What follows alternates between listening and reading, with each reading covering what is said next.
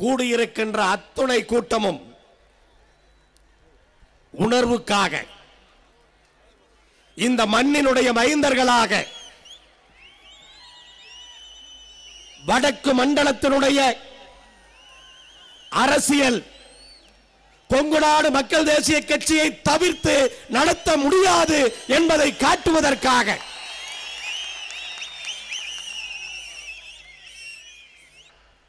இந்த மாநாட்டை வெற்றி மாநாடாக, நான் சொன்னது போல உணர்ச்சி பூர்வமான மாநாடாக மாற்றிக் கொண்டிருக்கின்ற வீரன் சின்னமலையினுடைய வீர வாரிசுகளை,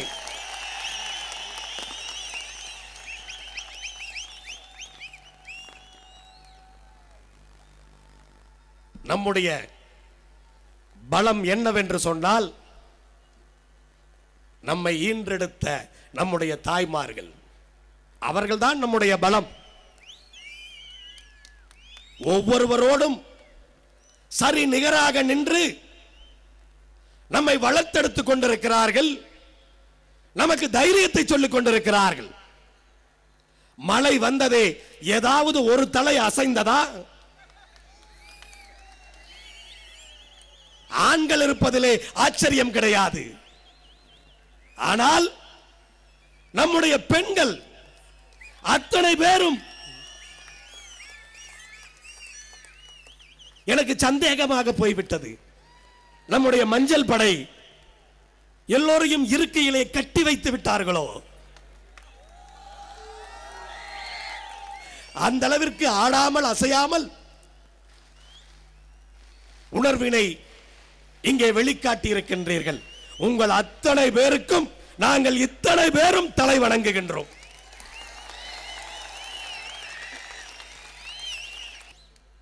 தர்மபுரி இந்த வடக்கு மண்டலம் என்று சொன்னால் மிகப்பெரிய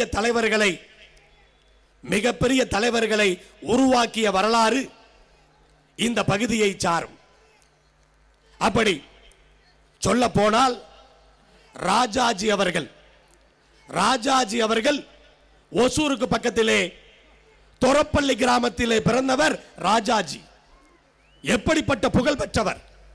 அப்படிப்பட்டவரை ஈன்றெடுத்தவன் இந்த மண்.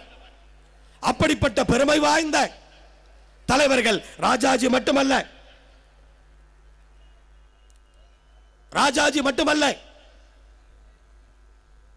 தீர்த்தகிரி கவுண்டர், அரூர் முத்து கவுண்டர், இப்படி பலரும் இந்த பகுதியிலிருந்து அரசியலிலே மிகப்பெரிய சாதனையை செய்தவர்கள். இந்த 2-3 நாட்களாக நாம் எல்லாம் தொலைக்காட்சியிலே பார்த்துக் கொண்டிருக்கின்றோம். இந்தியாவினுடைய அரசியல் அமைப்பு சட்டத்தை அம்பேத்கர் தான் உருவாக்கினார் என்பதிலே எந்த மாற்று கருத்தும் கிடையாது. ஆனால் காங்கிரஸ் கட்சி அதிலே நேருவுக்குத்தான் அதிக பங்கென்றும், பாரதிய ஜனதா கட்சி இல்லை, பாரதிய ஜனதா கட்சியுடைய தலைவர்களுக்குத்தான் அதிக பங்கென்றும் ஒரு போட்டி நடந்து கொண்டிருக்கின்றது. ஆனால் நம்முள்ள எத்தனை பேருக்கு தெரியும், அப்போது ஒருங்கிணைந்த சேலம் மாவட்டமாக இருந்த நம்முடைய பகுதி,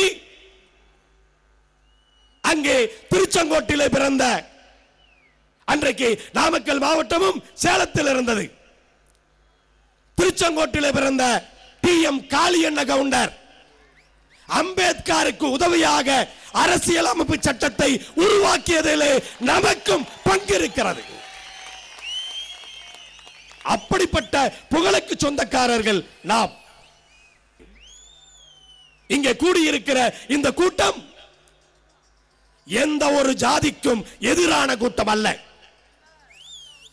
எந்த ஒரு அரசியல் கட்சிக்கும் எதிரான கூட்டம் அல்ல. எங்களுடைய உரிமைகளை, எங்களுடைய வேதனைகளை, எங்களுடைய கண்ணீர் கதைகளை பகிர்ந்து கொள்ளக்கூடிய, இந்த பகுதி மக்களுடைய சோதனைகளையும் வேதனைகளையும் எடுத்துச் சொல்லுவதற்காக கூடியிருக்கிற கூட்டம் இந்த கூட்டம்.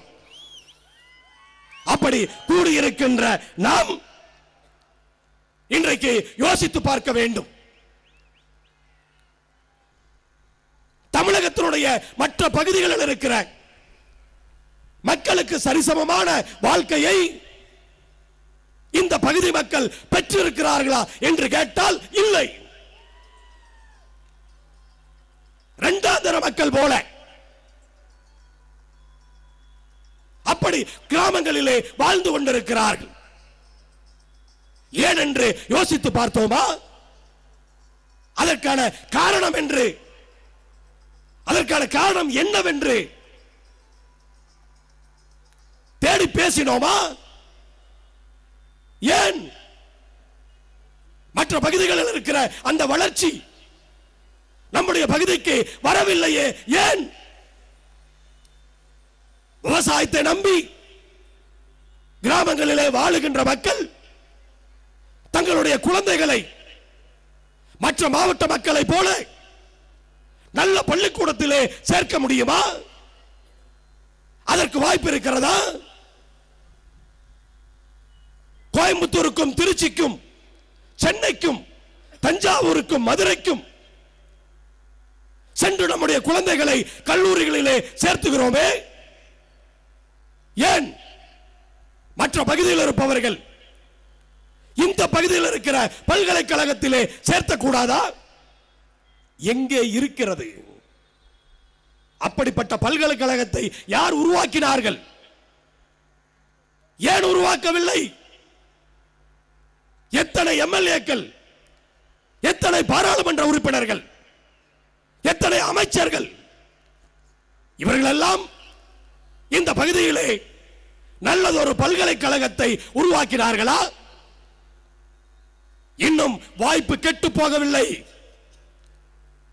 நம்முடைய அமைச்சர் உயர்கல்வித்துறை அமைச்சர்,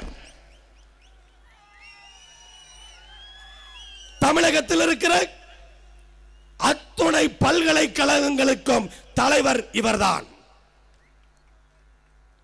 புது பல்கலைக்கழகங்களை உருவாக்குகின்ற அந்த துறையை வைத்திருக்கின்றார். இன்னும் காலதாமதமாகவில்லை. இந்த பகுதியிலே எங்கு வேண்டுமானாலும் இந்த பகுதியில் இருக்க வேண்டும் ஒரு நல்ல பல்கலைக்கழகத்தை இங்கே நீங்கள் உருவாக்க வேண்டும். நான் குறையாக சொல்லவில்லை. ஆனால் என்னுடைய மக்களுடைய எதிர்பார்ப்பு நமது ஊரிலே நம்முடைய குழந்தைகளை படிக்க வைக்க ஒரு நல்ல பல்கலைக்கழகம் வேண்டும் என்பது என்னுடைய மக்களுடைய எதிர்பார்ப்பு. அதை நீங்கள் செய்ய வேண்டும்.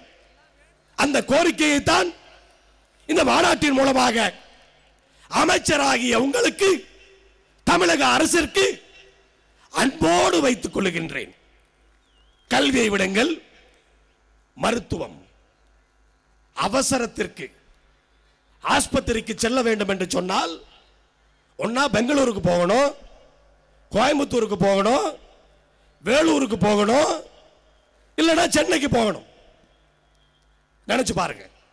ஏன் இந்த பகுதியிலே ஒரு நல்ல மருத்துவமனை இருக்கக்கூடாதா? இல்ல அரசாங்கத்திலே ஆரம்பிக்கவில்லை என்று சொன்னால் தனியார் துறையிலே அப்போலோ போல ஒரு நல்ல ஆஸ்பத்திரி நம்முடைய பகுதியிலே இருக்கக்கூடாதா? யாருக்காவது நெஞ்சு வலி வந்து விட்டது என்று சொன்னால் அதை போல ஆஸ்பத்திரி அருகில் இருந்தால் காப்பாற்றப்படுவார்கள். அந்த வாய்ப்பு மற்றவர்களுக்கு இருக்கிறதே, இங்கே வாழுகின்ற நமக்கு இல்லையா? இத்தனை அரசுகள், இத்தனை மகள் பிரதிநிதிகள், இவர்களெல்லாம் இதை உருவாக்கி இருக்க கூடாதா?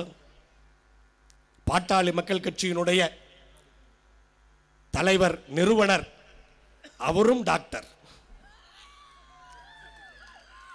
அவருடைய மகன் மத்தியிலே கேபினட் அமைச்சராக மருத்துவத்துறைக்கு இருந்தவர். ஒரு ஆஸ்பத்திரி கொண்டு வந்திருக்க கூடாதா?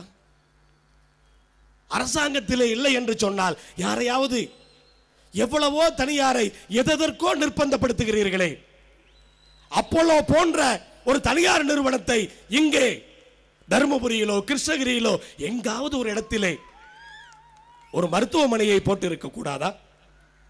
உங்களுக்கு உடம்பு சரியில்லை என்று சொன்னாலும் சென்னை அப்பல்லோ தான். உங்கள் மகனுக்கு உடம்பு சரியில்லை என்று சொன்னாலும் சென்னை அப்பல்லோ தான். ஏன்? உங்களுடைய கோட்டை என்று சொல்லுகின்ற இந்த தர்மபுரியிலே அப்படி ஒரு மருத்துவமனையை நீங்கள் கொண்டு வந்திருக்க கூடாதா? இதையெல்லாம் நான் குறை என்று சொல்லவில்லை. ஆனால் இது நடக்கவில்லையே. இந்த ஆதங்கம் நான் ஊராக மக்களிடத்தில் பேசும் பொழுது மக்கள் படுகின்ற வேதனை, இப்படி ஏமாந்து போயிட்டமே, அந்த வேதனையை தீர்ப்பதற்கு ஒரு அருமையான சந்தர்ப்பம், அதை தவறவிட்டு விட்டீர்களே. இப்போது புலம்பி என்ன செய்ய? அப்போது அதை நடத்தி இருக்கலாமே. இப்படி எந்த ஒரு வசதியும் இல்லாத அனாதைகளாக, கேட்பாரற்று, இதற்கெல்லாம் என்ன காரணம்? அசோகன் சொன்ன அரசியல் அங்கீகாரம். அரசியல் அங்கீகாரத்தை பெற்றவர்கள் நம்மை ஏமாற்றினார்கள். ஆனால் அரசியல் அங்கீகாரம் என்று ஒன்று வந்தால் இந்த விஷயங்களை எல்லாம் சாதிக்கக்கூடிய அந்த சக்தி கொங்கு நாடு மக்கள் தேசிய கட்சிக்கு இருக்கும் என்பதைத்தான் இந்த இடத்திலே உறுதியாக சொல்லுகின்றேன். கொங்கு நாடு மக்கள் தேசிய கட்சியுடைய பார்வை குறிப்பாக தர்மபுரி, கிருஷ்ணகிரி மாவட்டங்களுடைய கிராமங்களின் மீது அழுத்தமாக பதிந்திருக்கிறது. இந்த மக்களுடைய அந்த வேதனைகளை, அந்த சிரமங்களை புரிந்து கொண்டிருக்கின்றோம். அதை தீர்க்க வேண்டிய கடமை இருக்கின்றது. விவசாயத்தை நம்பி இன்றைக்கு வாழ்ந்து கொண்டிருக்கின்ற மக்கள், அந்த விவசாயத்திலே லாபம் இருக்கிறதா? கரும்பிலே லாபம் இருக்கிறதா? மரவள்ளி கிழங்குடைய விலை எப்படி இருந்தது? இன்றைக்கு விலை என்ன? டன் 2500 ரூபாய். கட்டுப்படியாகுமா? மரவள்ளி கிழங்கு அரசாங்கம் ஒரு குழுவை அமைக்க வேண்டும். இஷ்டத்துக்கு ஆளாளுக்கு ரேட்டு பிக்ஸ் பண்ண முடியாது. அரசாங்கம் ஒரு குழுவை அமைத்து அந்த மரவள்ளி கிழங்கை வாங்குகின்ற நிறுவனங்கள் அவர்களுடைய உற்பத்திக்கு பிறகு உள்ள பொருளை என்ன விலைக்கு விற்கிறார்களோ அதிலிருந்து அவர்களுக்கு ஆகிற செலவை கழித்து அவர்களுக்கு ஆகிற லாபத்தை கொடுத்து மீதி விவசாயிக்கு கிடைக்க வேண்டும். அதுதான் தீர்வாக இருக்கும். சும்மா மரவள்ளி கிழங்குக்கு விலை வேணும்னு பேசி பிரயோஜனம் கிடையாது. எந்த கம்பெனியாக இருந்தாலும் அவர்கள் ஜவ்வரிசி தயாரிக்கிறார்கள் என்று சொன்னால் அவர்கள் ஜவ்வரிசியை என்ன விலைக்கு விற்கிறார்கள்? அந்த ஜவ்வரிசியை தயாரிப்பதற்கு அவர்களுக்கு என்ன செலவாகிறது? அவர்களுக்கு எவ்வளவு லாபம் வேண்டும்? அதையெல்லாம் கழித்து என்ன விலை மீதி வருகிறதோ அந்த விலையை மரவள்ளி கிழங்கு விவசாயிகளுக்கு கொடுத்தால் மரவள்ளி கிழங்கு பயிரிடுற அத்தனை பேருமே கார்ல போவாங்க, அத்தனை பேருமே கார் வாங்கிடுவாங்க. அந்த அளவுக்கு விலை கிடைக்கும். அரசாங்கம் அதை புரிந்து கொள்ள வேண்டும் என்றுதான் சும்மா விலை கொடுங்க என்று சொல்லுவதை விட ஏதாவது ஒரு முடிவோடு இப்படி செய்யுங்கள், எங்களுக்கு விலை கிடைக்கும். நியாயத்திற்கு விவசாயிகள் கட்டுப்படுகிறார்கள். அந்த உறுதியை எங்களால் சொல்ல முடியும். அரசாங்கமும் அந்த கம்பெனிகளும் அதே நியாயத்திற்கு கட்டுப்பட வேண்டும் என்றுதான் இந்த மாநாட்டின் மூலமாக கேட்டுக்கொள்ளுகின்றோம். மத்திய அரசை பொறுத்தவரை தமிழகத்திலே பாரதத்தினுடைய பிரதமர் தேர்தலுக்கு பிரச்சாரம் செய்த போது அவர் சொன்ன வார்த்தைகள் நதிகளை இணைப்பேன் என்று சொன்னார். நதிகளை இணைப்பதற்கு என்ன முயற்சி நடக்கிறது? ஒரு முயற்சியும் இல்லை. தமிழகத்தினுடைய பாரதிய ஜனதா கட்சியினுடைய தலைவர்களை பார்த்து கேட்கிறேன், வெட்டி பேட்டி கொடுக்காதீங்க, வெட்டி பேச்சு பேசாதீங்க. எங்களுக்கு வேண்டியது நதிநீர் இணைப்பு. நதிநீர் இணைப்பை செயல்படுத்துவதற்கு மத்திய அரசாங்கம் என்ன செய்து கொண்டிருக்கிறது, அதை பற்றி பேசுங்கள், ஆக்கப்பூர்வமாக பேசுங்கள். ஏதோ யாரையோ குறை கூற வேண்டும், அரசியல் என்றால் யாருக்காவது கண்டனம் தெரிவிக்க வேண்டும், அது மட்டும் அரசியல் அல்ல. நதிநீர் இணைப்பை செயல்படுத்த வேண்டிய அந்த அவசியம் இருக்கிறது. அந்த வாக்குறுதியை கொடுத்து நாம் வாக்குகளை கேட்டிருக்கின்றோம். குறிப்பாக இந்த தொகுதியிலே வெற்றி பெற்றிருக்கின்றோம். அத்தனை பேரும் நதிகளை இணைப்பீர்கள் என்ற நம்பிக்கையோடு வாக்களித்திருக்கிறார்கள். அதை புரிந்து கொண்டு நதிநீர் இணைப்பை வேகப்படுத்த வேண்டும். குறைந்தபட்சம் அந்த நதிநீர் இணைப்பிலே என்ன நடக்கிறது, என்ன முன்னேற்றம் இருக்கிறது, அதையாவது தமிழகத்தினுடைய தலைவர்கள் சொல்லுங்கள் என்றுதான் கேட்கின்றேன். விவசாயிகள் கடனை வாங்கி கடனை கட்ட முடியாம அதுக்கு கடனை வாங்கி வட்டி கட்டி நிலத்தை வித்துட்டு போகக்கூடிய நிலைமை. விஜய் மல்லையா 50,000 கோடி ஏமாத்திட்டாங்க. அவனுக்கெல்லாம் பிரச்சனை கிடையாது. ஆனா 2,000 ரூபாய் வாங்கின நம்ம குப்புசாமிக்கு ஜப்தி. என்னையா நியாயம் இது? இந்த அநியாயங்களிலிருந்து எப்போது நாம் தப்பிக்க போகிறோம்?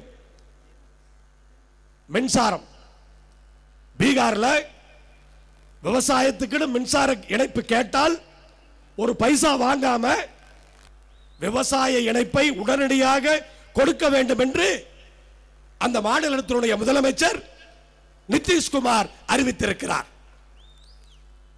நமக்கு எத்தனை ஆண்டுகள் விவசாய இணைப்பு கேட்டு எத்தனை ஆண்டுகள் போனது, இணைப்பே கொடுப்பதில்லை. தயவு செய்து அரசாங்கமும் அமைச்சர்களும் மின்சார வாரியமும் விவசாயிக்கு கரண்டையாவது கொடுங்க, குறைஞ்சபட்ச கனெக்ஷனையாவது கொடுங்க. அப்படி மற்ற மாநிலங்களை பார்த்தாவது நாம் விவசாயிகளை காப்பாற்றுகின்ற அந்த வேலைகளை செய்ய வேண்டும் என்றுதான் நாங்கள் இந்த மாநாட்டிலே கேட்டுக்கொள்ளுகின்றோம். அதே போல விவசாயத்தை நம்பி இருப்பவர்கள், விவசாயம் சார்ந்த தொழில்கள், ஜவ்வரிசி, மாம்பழக்கூழு, நார் தொழிற்சாலை, இப்படி வாசனை எவ்வளவோ மலர்கள், பூ, எங்க பார்த்தாலும் பூ. அதனாலதான் நம்ம பூ போல இருக்கிறோமான்னு தெரியல. நம்மளை பார்த்து மிரட்டுறாங்கன்னு சொன்னா நம்ம பூ போல இருக்கிறோமா? இந்த பகுதியில் பூ அதிகமாக விளையிறதுனால. அப்படி வாசனை திரவியங்கள் தொழிற்சாலை, இப்படிப்பட்ட தொழிற்சாலைகளை அமைத்தால்தான் விவசாயிகள் வாழ முடியும் என்பதை புரிந்து கொண்டு விவசாயம் சார்ந்த அந்த தொழிற்சாலைகளை அமைக்க வேண்டும். பெங்களூரோட அத்தனை கழிவு தண்ணியும் மேட்டூருக்கு வருது. என்ன அநியாயம், எவ்வளவு அநியாயம் பாருங்க. அதே காவிரி தண்ணி தர்மபுரியில தான் இறங்குது. ஆனா காவிரி தண்ணினால தர்மபுரிக்கு என்ன பிரயோஜனம் இருக்கு சொல்லுங்க? ஏதோ இப்ப ஒரு சில கிராமங்களுக்கு குடிநீர் கொடுத்திருக்காங்க. அப்படி மேட்டூர்ல இருந்து உபரி நீர் எடுத்து சாரபங்கா நதியில விட்டீங்கன்னு சொன்னா ஓமலூர் பக்கம் சேலம் மாவட்டத்தில் எல்லாம் குளம் குட்டையெல்லாம் நிரம்பும்னு சொல்லி 50 வருஷமா கேட்கிறோம், நடக்கல. திருமணிமுத்தாறு சேலம் மாவட்டத்தினுடைய வறண்ட பகுதிகளை வாழ வைக்க, அதுவும் மேட்டூர் உபரி நீர் யாரும் கேட்கறதுக்கு தயாரா இல்ல. தண்ணி நமக்கு இல்ல. தருமபுரி மாவட்டத்துக்கோ சேலம் மாவட்டத்துக்கோ காவிரி தண்ணி கிடையாது. ஏன்? நாமெல்லாம் ஒற்றுமைப்பட்டு ஒரு புரட்சியை உண்டாக்கவில்லை. தஞ்சாவூருக்கு கிடைத்த அந்த அரசியல் அங்கீகாரம் இந்த கொங்கு நாட்டிற்கு கிடைக்கவில்லை. இதுதான் காரணம். எல்லாம் அரசியல் அங்கீகாரம் என்று ஒன்று நமக்கு வந்தால் மேட்டூரில் இருந்து உபரி தண்ணீர் சேலம் தருமபுரி மாவட்டங்களுக்கு வந்து சேரும். இப்படி எவ்வளவோ பாசன திட்டங்கள் சுத்தி சுத்தி மழை பெஞ்சிருக்குது. டிவியில பார்க்கிறோம், எங்க பார்த்தாலும் தண்ணி, ஃபர்ஸ்ட் ஃப்ளோருக்கு தண்ணி, தண்ணியில் அடிச்சுக்கிட்டு போகுது.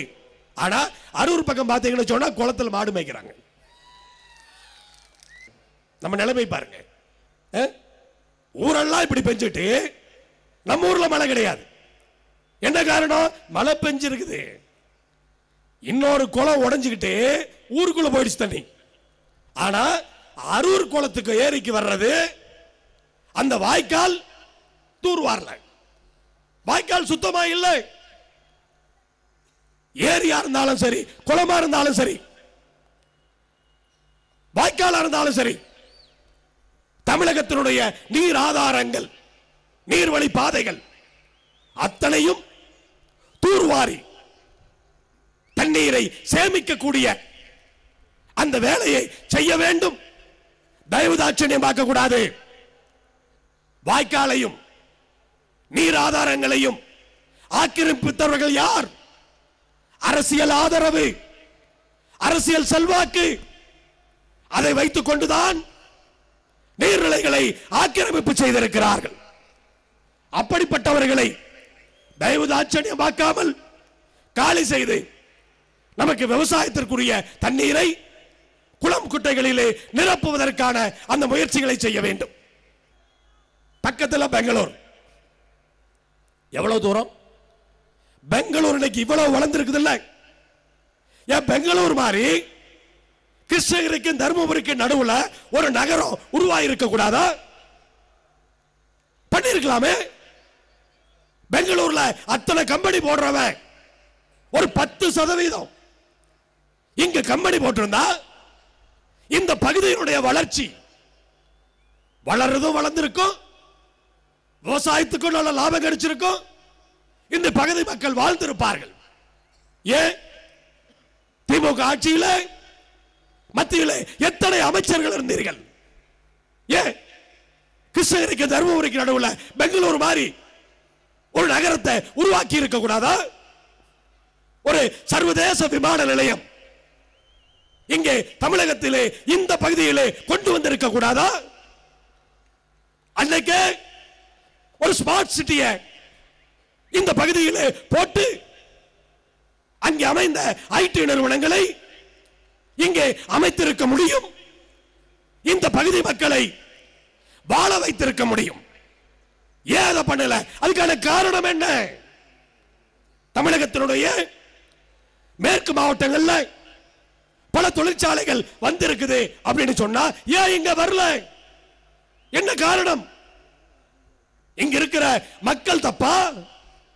இல்ல பாட்டாளி மக்கள் கட்சியோ விடுதலை சிறுத்தைகளோ அடிக்கடி அடிச்சுக்கிறாங்களே அது காரணம்? அதுதான் காரணமா? இருக்கலாம். யாராவது ஒரு கம்பெனி போடணும்னு நினைக்கிறவங்க இந்த 2 கட்சி இங்க அடிச்சுக்கிறாங்க அப்படின்னு சொன்னா போடுறதுக்கு யோசிச்சிருக்கலாம். அந்த நிலைமை மாற வேண்டும். இந்த பகுதிகளிலே தொழிற்சாலைகளை கொண்டு வருவதற்கு யாரும் தயங்க கூடாது.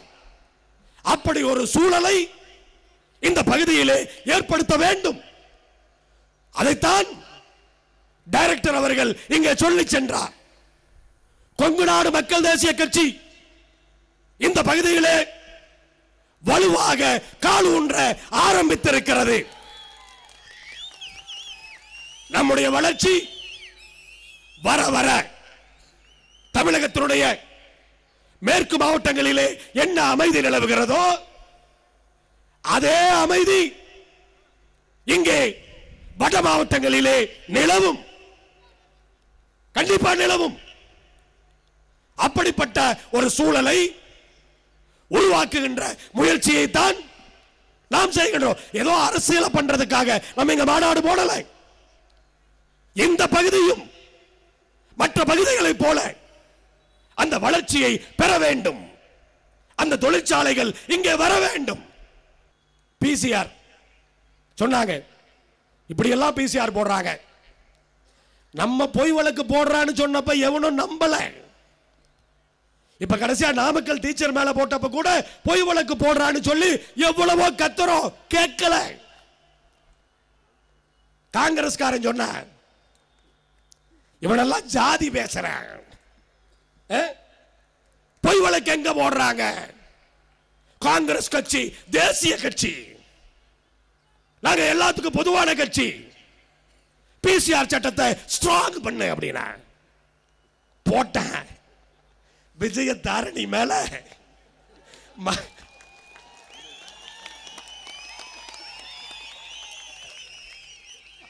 பிசிஆர் இப்ப போய் வழக்கம். உங்களுக்கு எல்லாம் நீங்க பாதிச்சாதான் தெரியுமா? எங்க மக்கள் பாதிச்சா உங்களுக்கு எல்லாம் தெரியாதா? இளங்கோவன் ஒரு ஸ்டேட்மெண்ட் என்னன்னு, தேமுதிக மீது பொய் வழக்கு தூண்டி விட்டு போட்டு விட்டார்கள். விஜய் தாரணி மேல தூண்டி விட்டு போட்டது யார்? அதிமுக காரங்க தேமுதிக பொறுப்பாளர்கள் மேல தூண்டி விட்டு பொய் வழக்கு போட்டாங்களாம். ஈவிகே இளங்கோவனுக்கு அதை பேசுவதற்கு தகுதி இருக்கிறதா? ஆனால் பிசிஆர்ல பொய் வழக்கு போடுவதை கொங்குநாடு மக்கள் தேசிய கட்சி கண்டிக்கும்.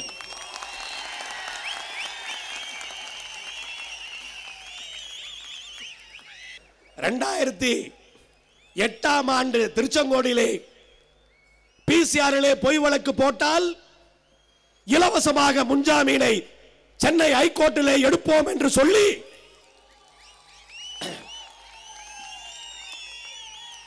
இதுவரைக்கும் 800 வழக்குகளிலே முன்ஜாமீன் இலவசமாக எடுத்துக் கொடுத்திருக்கின்றோம். அதிலே கொங்குநாடு மக்கள் தேசிய கட்சிக்காரர் மட்டுமல்ல, திமுக காரருக்கு எடுத்து கொடுத்திருக்கோம், அண்ணா திமுக காரருக்கு எடுத்து கொடுத்திருக்கோம், எல்லா ஜாதிக்கும் எடுத்து கொடுத்திருக்கோம்.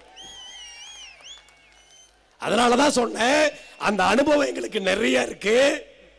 உங்களால முன்ஜாமீன் எடுக்க முடியலன்னு சொன்னா எங்களை கன்சல்ட் பண்ணுங்க, நாங்க எடுத்து தர்றோம் அப்படிங்கறத அந்த அனுபவத்தில் தான் சொன்னேன். பெண்களுக்குரிய பாதுகாப்பு,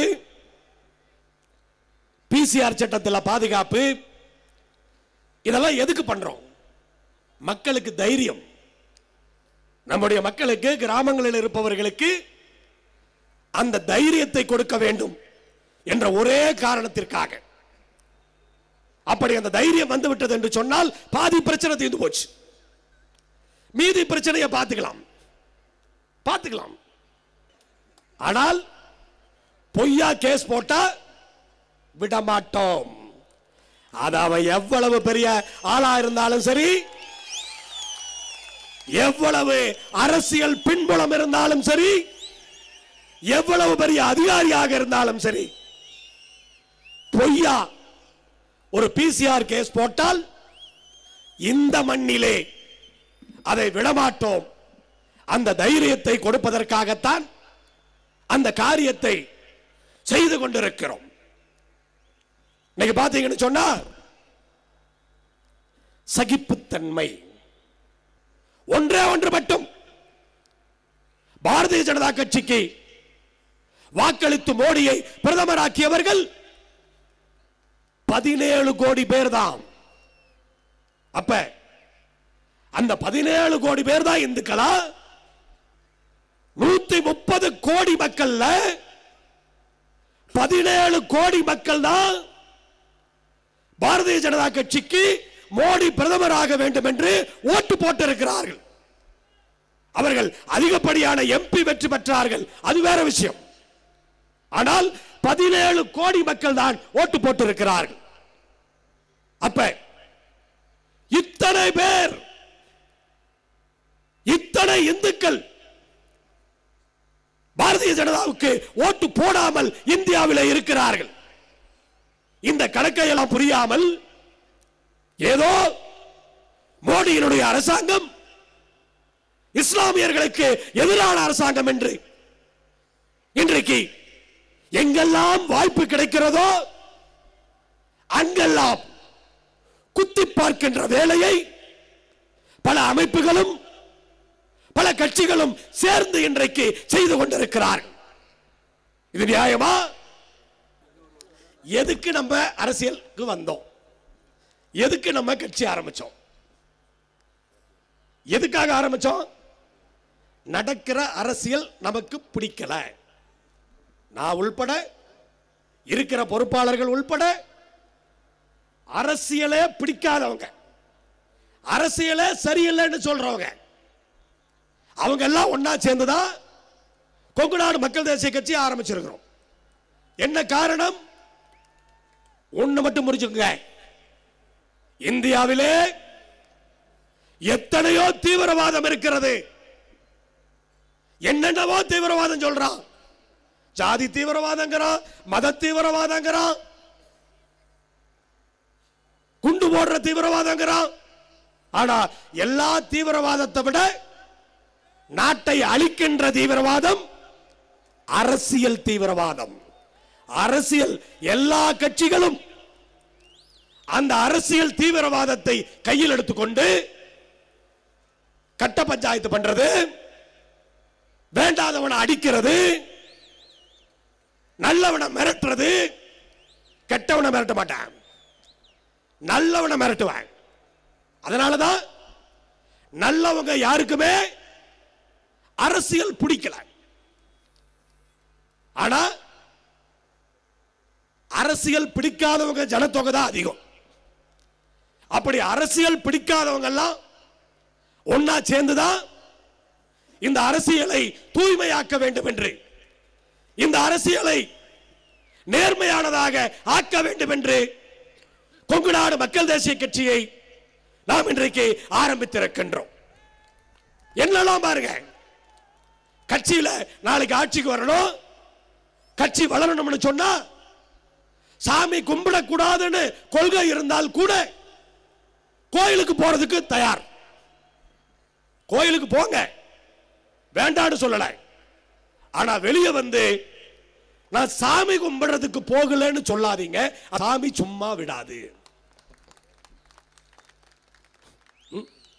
சாமி கும்பிடாம யாருங்க இருக்காங்க? நம்ம கட்சி ஆரம்பிச்சிருக்கிறோம். அதுக்காக இன்னொரு கட்சி இன்னொரு தலைவர் ஆரம்பிச்சு கொடுக்க கூடாது.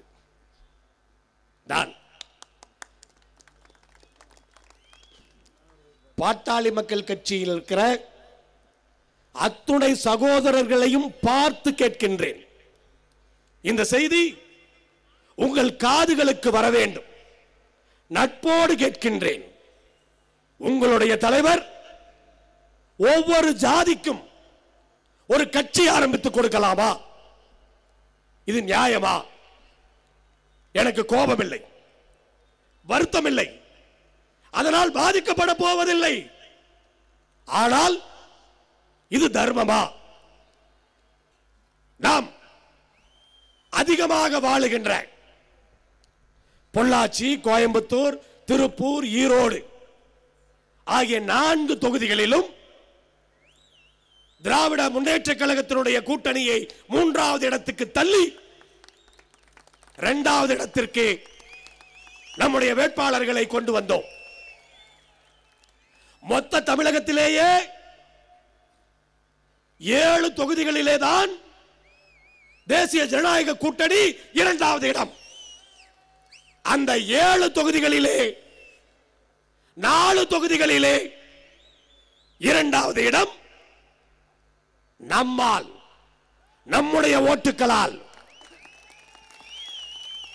இந்த தர்மபுரி பாராளுமன்ற தொகுதி தேசிய ஜனநாயக கூட்டணி வெற்றி பெற்றது என்று சொன்னால் கொங்கு நாடு மக்கள் தேசிய கட்சியினுடைய வாக்குகள்.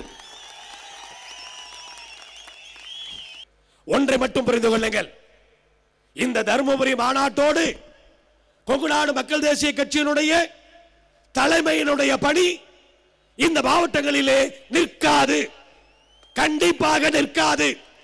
தொடர்ந்து குறைந்தபட்சம் ஒரு 2-3 மாதங்களாவது இந்த பகுதியில் இருக்கிற அனைத்து பகுதிகளுக்கும் நம்முடைய கட்சியினுடைய தலைமை பொறுப்பாளர்கள் ஒவ்வொரு இடத்திற்கும் செல்வார்கள். ஒவ்வொரு ஊரிலும் திண்ணை கூட்டத்தை போடுவார்கள். இந்த பகுதியிலே இருக்கின்ற வாக்குகள் அத்தனையும் ஒற்றுமைப்படுத்துவோம். அப்படி செய்து வருகின்ற 2016 சட்டமன்ற தேர்தலிலே வடக்கு மண்டலத்தில் இருக்கிற எந்த ஒரு சட்டமன்ற தொகுதியும் கொங்கு நாடு மக்கள் தேசிய கட்சியினுடைய ஆதரவில்லாமல் வெற்றி பெற முடியாது என்ற நிலைமையை உருவாக்குவோம். அந்த வெற்றி தோல்விகளை முடிவு செய்கின்ற அந்த தகுதியை கொங்கு நாடு மக்கள் தேசிய கட்சியை உருவாக்குவோம் என்ற உறுதியோடு இளைஞர்களை அரசியலுக்கு கொண்டு வருவோம். நியாயமான நேர்மையான இளைஞர்களை அரசியலுக்கு கொண்டு வருவோம். நினைத்ததை சாதித்து முடிப்போம். கண்டிப்பாக எதையும் நம்மால் நிறைவேற்ற முடியும். முடியும் முடியும் முடியும் முடியும் முடியும் முடியும் முடியும் முடியும் முடியும் முடியும்